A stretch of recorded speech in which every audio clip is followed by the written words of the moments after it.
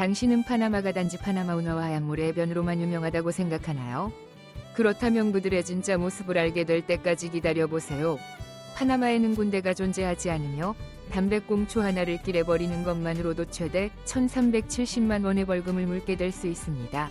이곳에서 자동차 경적 소리, 빕빕, 은욕설이 아니라 인사로 사용됩니다.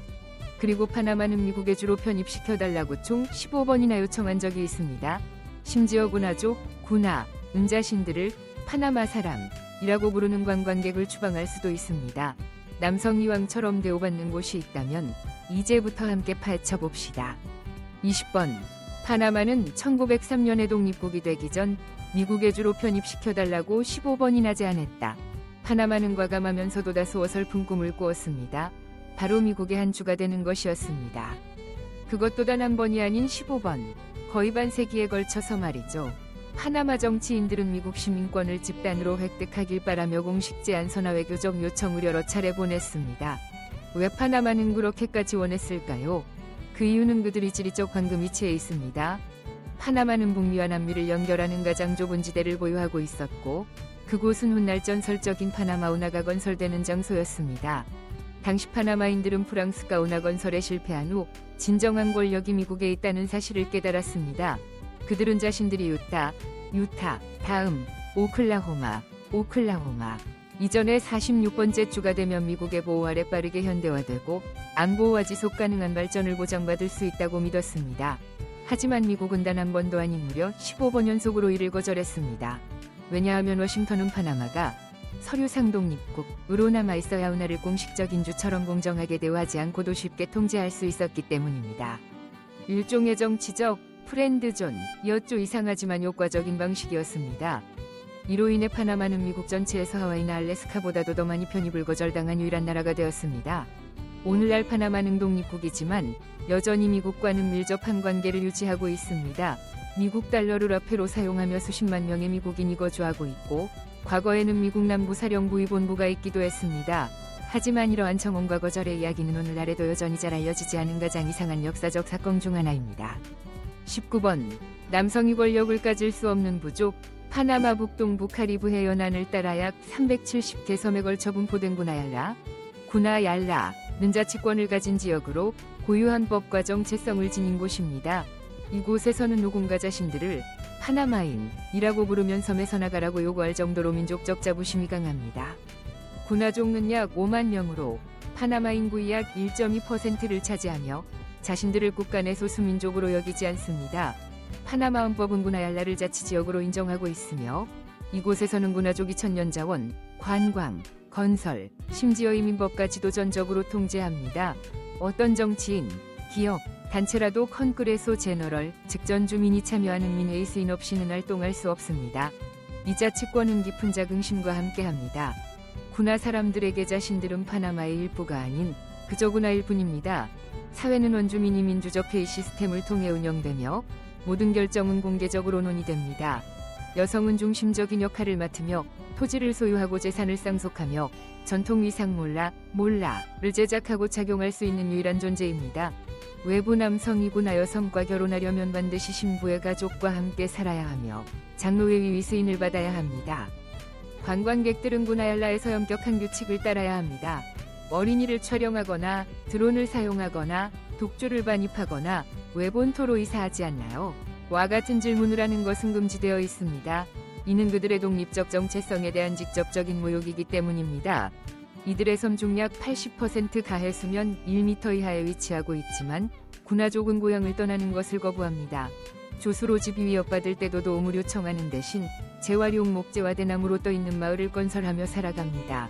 이 생존 모델은 2021년 유엔의 원주민의 기후적응 사례로 인정받았습니다. 18번. 옷보다 문신이 더 중요한 부족. 문신은 단순히 개성을 표현하기 위한 것이라고 생각하시나요? 파나마에서 가장 신비롭고 전통적인 부족 중 하나인 인베라에게 문신은 생존을 위한 방패입니다. 듣기에 이상하게 들릴 수 있지만 이곳 사람들은 아름다움을 위해서가 아니라 태양으로부터 피부를 보호하기 위해 문신을 합니다. 현재 파나마 전역에 약 3만 명의 인베라족이 살고 있으며 대부분은 체그레스 국립공원, 체그레스 근처에 거주합니다. 과거에는 다리엔 대어린, 위기 품정물 속에 살았으며 그곳에 도달하려면 6시간에서 10시간가량 습관 후 강을 지나야 했습니다. 열악한 환경과 의료, 교육 접근이 필요로 인해 오늘날 엠베라족 일부 능도심 근처에서 살지만 여전히 전통을 지키고 있습니다. 이들은 쉽게 알아볼 수 있습니다. 남성은 떼게 쌍미를 입지 않고 여성은 수제로 짠 짧은 치마를 입으며 몸 전체 팔, 다리, 등, 얼굴까지 검은 문양으로 가득 덮여 있습니다. 이 문신은 영구적이지 않으며 제규어 열매, 제규어 프루트, 라불리는 이 지역 고유의 마법 같은 과일에서 추출한 특별한 잉크로 그려집니다. 제규어 잉크는 피부를 10일에서 15일 정도 물들였다가 서서히 사라지는 일종의 보이지 않는 방패입니다. 과거에는 샤먼이나 족장만 문신을 할 수 있었으며 각 문양은 건강, 영혼, 정글여행 시위 부족 등을 상징했습니다. 오늘날에는 자외선 피해를 줄이는 기능까지 생겼습니다. 엠베라족은 검은 잉크가 햇볕에 피부가 타는 것을 막아준다고 믿으며 수백 년간 전해진 이 전통적 생물학적 자외선 차단제 는 지금도 과학자들에 의해 연구되고 있습니다. 17번 파나마 사회의 보이지 않는 금기들. 도처에서 들려오는 자동차 경적 소리에 놀라지 마세요. 그들은 화가 난 것이 아니라 인사하거나 감사의 뜻을 표현하는 중입니다. 그러나 이러한 미소 뒤에는 암묵적인 규칙들이 있습니다. 실수라도 하면 현지인에게 무례하게 비칠 수 있습니다. 기억하세요. 파나마 문화에서는 검지 손가락으로 가리키는 것은 금기입니다. 손바닥을 펴서 사용하는 것이 예의이며 특히 어른과의 대화에서는 더욱 그렇습니다. 악수는 부드럽게 해야 하며 너무 세게 쥐는 것은 금물입니다. 여성은 떼게 악수를 하지 않고 볼을 맞대는 인사로 대신합니다. 이를 따라야 지나친 친밀함으로 오해받지 않습니다. 대화할 때는 곧장 본론으로 들어가지 말고 소셜 토크는 필수적인 예술로 여겨지며 거의 생략되지 않습니다. 대화시 너무 멀리 서 있으면 냉담하게 보이고 너무 가까워서 어깨를 스치거나 특히 고나족과는 무례하다고 여겨져 즉시 섬에서 쫓겨날 수도 있습니다. 또 다른 금기는 채취입니다. 냄새가 너무 강하거나 심지어 전연하지 않아도 비난받을 수 있습니다. 많은 사무실에서는 강한 향수 사용이 금지되어 있기도 합니다. 미국에서는 거절을 직접적으로 표현할 수 있지만 파나마에서는 간접적인 방식이 선호됩니다. 미국에서는 별 문제 없는 주제라도 파나마에서는 민감한 사안일 수 있습니다. 미국과의 관계, 파나마 운하, 종교, 성별, 인종, 축구 같은 주제는 논란을 피하려면 언급을 삼가는 것이 좋습니다. 16번 파나마 사람들은 10개국 이상에서 보이지 않는 비자를 가지고 살아간다. 믿기 어려울 수도 있지만 파나마 국민은 오래된 조약 네트워크 덕분에 10개국 이상에서 비자 없이 장기 거주, 취업, 이주가 가능합니다. 이 조약들은 이민 전문가들 사이에서 보이지 않는 문이라고 불리며 다른 외국인들은 수년이 걸릴 행정 절차를 파나마 국민은 단순한 절차로 뛰어넘을 수 있게 해줍니다. 파나마 여권만으로도 콜롬비아, 스페인, 칠레, 에콰도르, 페루, 과테말라, 엘살바도르, 온두라스 등 여러 라틴 아메리카 국가에 합법적으로 이주할 수 있으며 어떤 국가는 재정 증명도 요구하지 않습니다. 이는 전 세계 이민법에서 매우 드문 경우입니다. 놀랍게도 대부분의 외국인, 심지어 미국인이나 유럽인조차 이러한 사실을 모릅니다. 이유는 이 조약들이 식민지 시절 또는 독립 초기 시절에 체결되어 오늘날까지 조용히 유효하기 때문입니다. 실제로 스페인법은 파나마 국민이 유럽연합회 회원국임에도 불구하고 합법적 거주 2년 후 시민권을 신청할 수 있도록 허용합니다. 이는 일반 외국인에게 요구되는 10년보다 훨씬 짧습니다. 15번 파나마는 군대가 없다. 파나마는 전 세계에서 상비군이 없는 묘산되는 나라 중 하나이며 이는 단순한 우연이 아니라 대담한 역사적 선택의 결과입니다.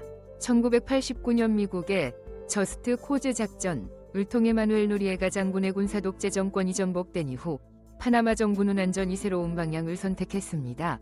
바로 군대를 폐지하는 것이었습니다.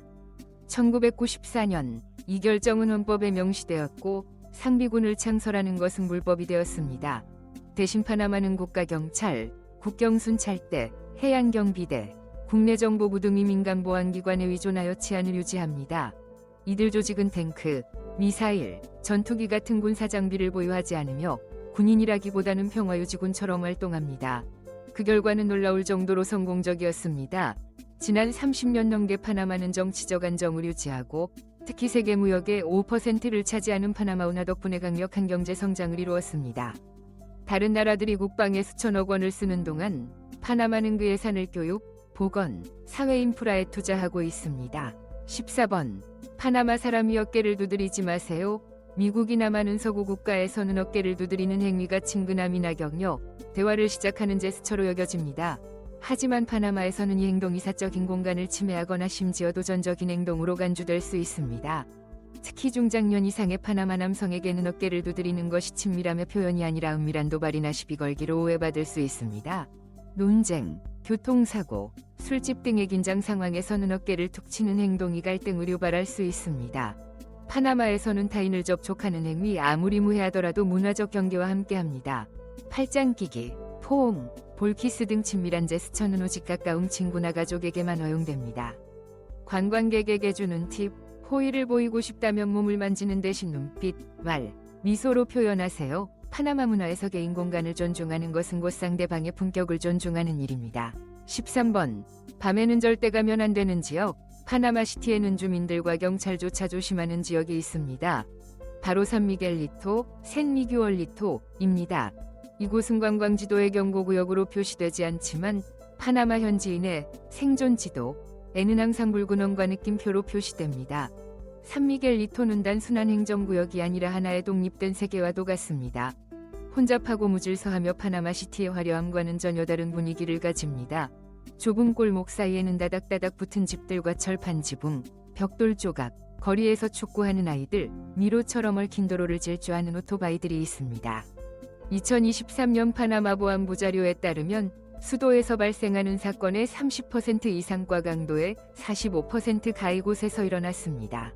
밤이 되면 많은 택시 운전사가 이곳으로 가는 것을 거부합니다. 어떤 주민들은 밤 9시 이후 이 지역을 무법지대라고 표현하기도 합니다. 경찰이 순찰은 드물고 공공 CCTV는 파괴되며 범죄가 일어나도 주민들은 익숙해져 신고하지 않는 경우가 많습니다. 만약 밤 10시 이후 낯선 골목에 있게 되고 뒤에서 발소리가 들린다면 유일한 조언은 뒤돌아보지 말고 그냥 빨리 걸으세요. 12번. 남자가 금보다 귀한 섬, 타보가. 군화지역과는 완전히 반대되는 곳이 있습니다. 바로 바다를 사이에 두고 약 19km 떨어진 타보가 섬입니다. 이곳에서는 남성이 귀한 자원으로 여겨집니다. 세계에서도 드문 사례로 독신 남성이 페리에서 내리는 순간부터 관심의 중심이 될 수 있습니다. 이 섬 인구의 70%가 여성이며 남성, 특히 외국인 남성은 위귀한 존재로 간주됩니다. 지역 통계에 따르면 약 1000명의 주민 중 40세 이하 남성은 120명도 되지 않습니다. 이는 많은 청년 남성들이 수도 파나마시티나 해외로 일하러 떠났기 때문입니다. 그 결과 이 섬에는 과일을 파는 노년 여성부터 해변 카페를 운영하는 젊은 여성들까지 여러 세대의 여성들이 거주하고 있습니다. 11번. 공공장소에서 쓰레기를 버리면 최대 1370만 원의 벌금을 물 수 있다. 파나마, 특히 수도 파나마시티는 라틴 아메리카에서 가장 엄격한 공공위생 법률을 가진 도시로 알려져 있습니다. 시규정에 따르면 공공장소에서 소변을 보거나 쓰레기를 버리거나 담배꽁초를 던지는 행위는 위반 정도와 현장에서 적발 여부에 따라 최소 13만 7천 원에서 최대 1370만 원의 벌금이 부과됩니다. 이 법이 흥미롭고도 무서운 이유는 파나마에는 로코이노스라는 페이스북 커뮤니티가 존재하기 때문입니다. 이곳에서는 사람들이 공공장소에서 용변을 보거나 쓰레기를 버리는 사람들의 사진과 영상을 익명으로 제보하고 이를 공개 게시하여 사회적 망신을 줍니다. 이로 인해 실명이 밝혀지거나 직장을 잃거나 집까지 들통나는 사례도 많았습니다. 인터넷은 절대 잊지 않는다는 말이 이곳에서는 현실입니다. 파나마시티는 특히 금융지구 카스코비에조, 구시가지, 주요 버스터미널 등의 고성능 감시 카메라를 집중적으로 설치하며 엄청난 예산을 들이고 있습니다. 누가 안 보고 있을 거라고요? 카메라는 모든 걸 보고 있습니다. 사건 발생 후 몇 분 안에 경찰이 현장에 도착할 수도 있으며 단순한 벌금에서 끝나지 않을 수도 있습니다. 지난 10년간 파나마 정부는 강정화, 하수처리, 환경교육 등을 위한 대대적인 청소 캠페인에 2,740억 원 이상을 투자했습니다. 그중 가장 큰 목표 중 하나는 한때 생활하수로 심각하게 오염되었던 완디아스 강과 파나마만을 되살리는 것입니다. 일부 구역에서는 매일 아침 집 앞 보도를 청소하지 않으면 벌금을 부과받을 수도 있습니다. 이는 청결은 개인의 책임이라는 인식이 도시 전체에 뿌리내리고 있음을 보여줍니다. 10번. 반려동물도 여권이 필요하다. 파나마는 라틴 아메리카에서 최초로 국제 표준에 맞춘 반려동물 여권 제도를 공식적으로 도입한 국가 중 하나입니다. 이 특별한 여권 덕분에 파나마의 작은 강아지는 유럽, 남미, 심지어 미국의 일부 주에도 이전처럼 오랜 격리 없이 합법적으로 이동할 수 있습니다. 여권에는 사진, 신원정보, 예방접종 기록, 건강검진 결과가 포함되며 파나마 동물검역기관이 인증을 받아야 합니다. 반려동물이 건강하고 광견병 예방접종을 마쳤으며 마이크로칩이 삽입되어 있다면 마드리드, 보고타, 파리로 비자 없이 직항할 수 있습니다. 우스꽝스럽게 들릴 수 있지만 이 제도 덕분에 파나마에 거주하는 수천 명의 외국인, 특히 캐나다, 미국, 유럽 출신의 커플이 낳은 퇴자 이 큰 만족감을 느끼고 있습니다. 장거리 여행 중 반려동물과 떨어져 있는 걸 견디지 못하는 이들에게는 더할 나위 없는 혜택이기 때문입니다. 파나마 수의 서비스국에 따르면 매년 약 10,000건의 반려동물 여권이 발급되며 지난 5년 사이 이 숫자는 거의 2배로 증가했습니다. 이는 반려동물을 가족 구성원으로 여기는 문화적 흐름이 강해진 결과입니다. 9번. 군화족 여성과 경제적 권력. 군화족 여성은 단순히 가정의 중심일 뿐 아니라 독자적인 정체성을 지닌 촘촘한 원주민사회 시스템의 기둥입니다. 카리브해 위 작은 섬들이 흩어져 있는 구나얄라 지역에서 권력은 남성에게 있는 것이 아니라 어머니, 아내, 언니에게 집중되어 있습니다. 그들은 어업과 코코넛 농사 중심이 공동체에서 가장 중요한 자산인 토지를 소유합니다. 모든 땅과 집은 어머니로부터 딸에게 쌍속되며 남성은 독립적인 소유권을 가질 수 없습니다. 남성이 결혼을 원할 경우 그는 자신이 가족을 떠나 아내의 집에서 장모의 감독 아래 살아야 하며 이는 서구의 결혼 개념과는 정반대입니다. 여성은 재정의 열쇠도 쥐고 있으며 집안 살림부터 집을 짓고 배를 사거나 축제를 열기 위한 큰 결정까지 모두 그들의 몫입니다. 마을회의에서도 여성 위발언은 남성 원노들과 동등한 무게를 가지며 때때로 더 우선적으로 경청됩니다. 그들은 화려한 몰라 전통 위상을 수놓는 장인이며 이 위상은 단순한 옷이 아닌 부드러운 권력과 민족 정체성의 상징입니다. 전통 축제 기간에는 여성이 의식을 주관하고 음식을 준비하며 음악을 조율하고 행사의 흐름을 이끕니다.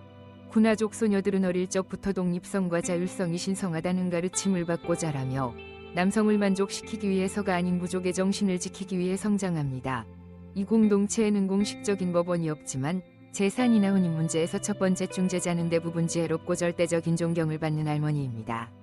많은 인류학자들은 이를 부드러운 무게제라고 부르며 여성은 큰 소리 치지 않아도 항상 마지막 결정을 내리는 존재입니다. 바다 한가운데 고립된 듯한 이곳에서 여성들은 권리를 요구할 필요조차 없었습니다. 그들은 처음부터 권리를 가지고 태어났기 때문입니다. 8번. 뱀차 전통 치유약제.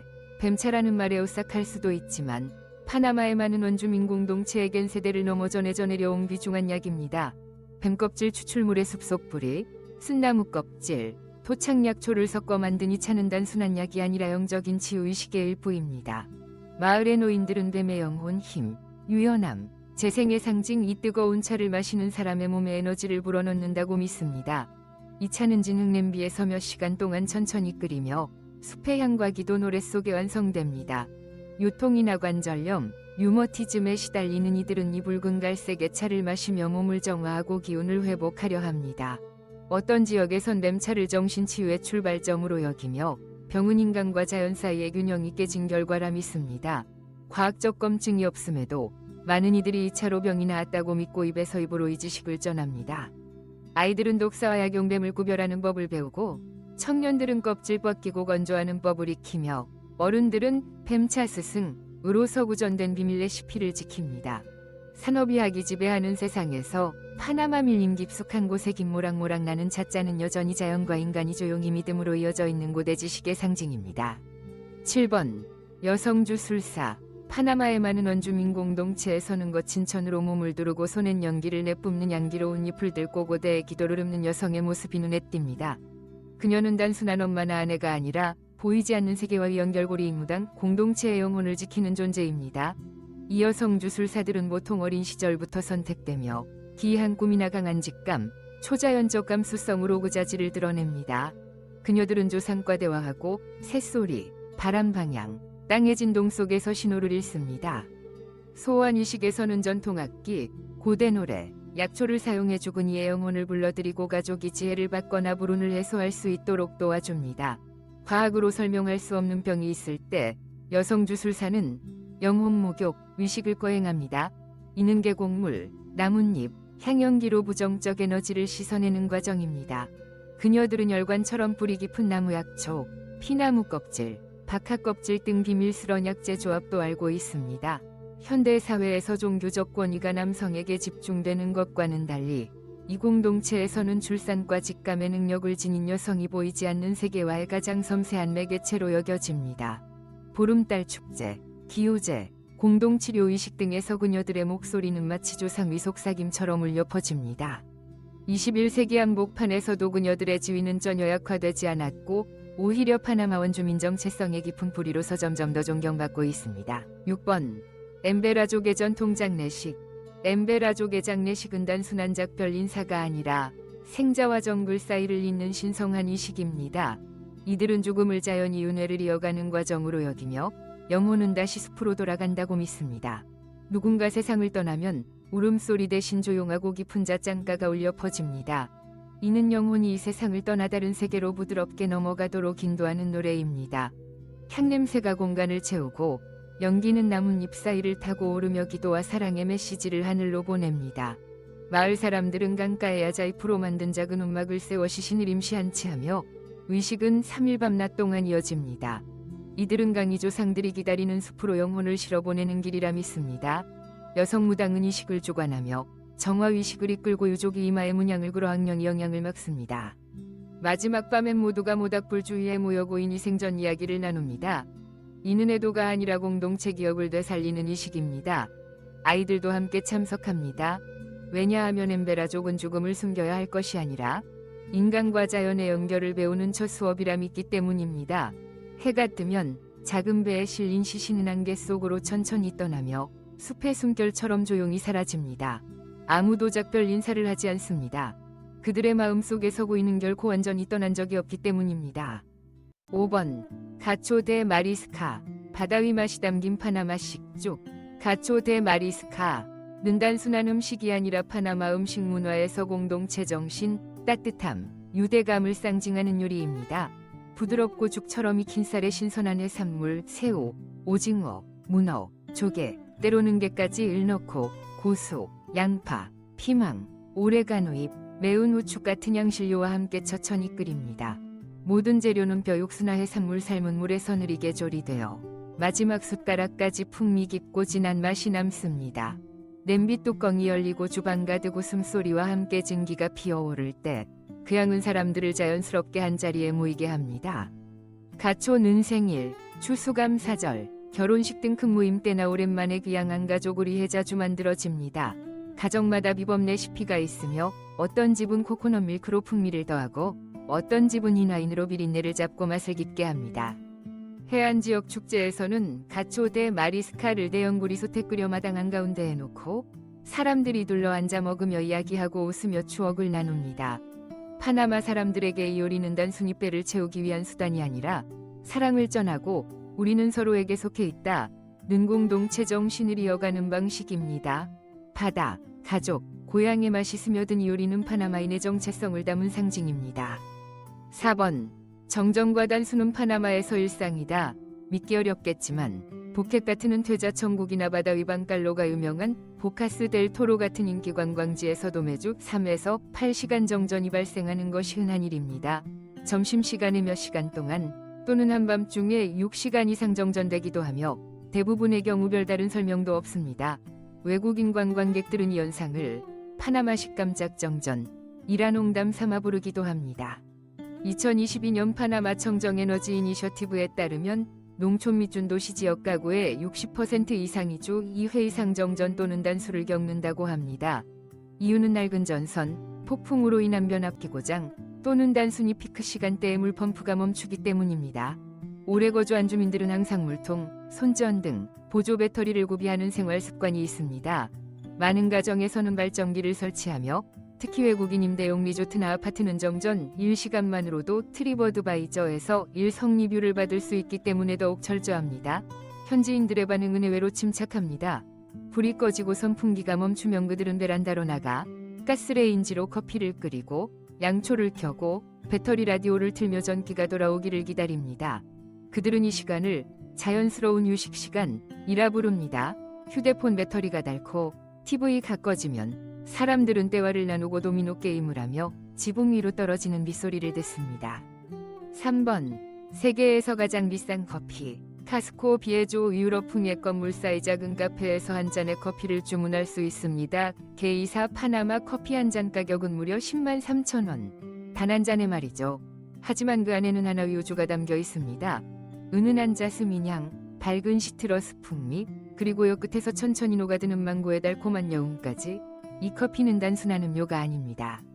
2019년 게이사 파나마 커피는 1kg에 350만 원이라는 경매가로 세계에서 가장 비싼 커피로 등극했습니다. 이 커피는 해발 1500m 이상의 화산지대인 보켓 지역에서 자라며 붉은 화산토, 안개, 고도가 풍미를 창조하는 보물입니다. 전 세계가 이 커피 하나를 얻기 위해 경쟁합니다. 하지만 모든 파나마인이 이 커피를 마시며 철학책을 읽는 건 아닙니다. 불과 몇 블록 밖 오래된 자두나무 아래 엠번쩍이는 스테인리스 커피 카트가 있고 거기선 단돈 700원에서 1,400원에 지난 전통 커피, 카페 니그로, 가종이 컵에 담겨 나옵니다. 이것이 오히려 더 보편적인 파나마 커피입니다. 파나마를 제대로 이해하고 싶다면 둘 다 경험해야 합니다. 에어컨이 나오는 카페에서 향기로운 고급 커피 한 잔, 그리고 거리 위 먼지를 헤치고 나오는 플라스틱 컵 속 뜨거운 커피 한 잔, 그 둘 모두가 파나마의 진짜 모습입니다. 2번. 파나마에는 두 개의 시간이 존재한다. 유럽이나 미국처럼 5분 늦으면 계약을 잃는 문화에 익숙하다면 파나마의 이중적인 시간 개념에 놀랄 수 있습니다. 비즈니스 환경에서는 파나마인들이 매우 시간을 중시합니다. 회의, 계약 서명, 세미나, 특히 은행, 법률, 무역 분야에선 모든 일이 정확히 제 시간에 시작됩니다. 파나마 비즈니스 매거진 의조사에 따르면 파나마시티 기업의 75% 이상이 직원들에게 회의 5분 전 도착을 요구합니다. 정시 도착은 전문성과 존중의 표현이며 외국인에게는 신뢰를 얻는 핵심 열쇠입니다. 그러나 사무실을 벗어나는 순간 완전히 다른 세계가 펼쳐집니다. 사회적 일상에서 파나마는 호라 파나메나, 즉 파나마 시간에 따라 움직입니다. 실질적인 의미는 천천히 하자입니다. 생일 초대장이 저녁 7시라고 적혀 있더라도 여유를 가지고 출발하세요. 7시 15분에 집주인이 머리를 말리고 있을 수도 있습니다. 제 시간에 도착하면 테이블 세팅을 도와야 할지도 모릅니다.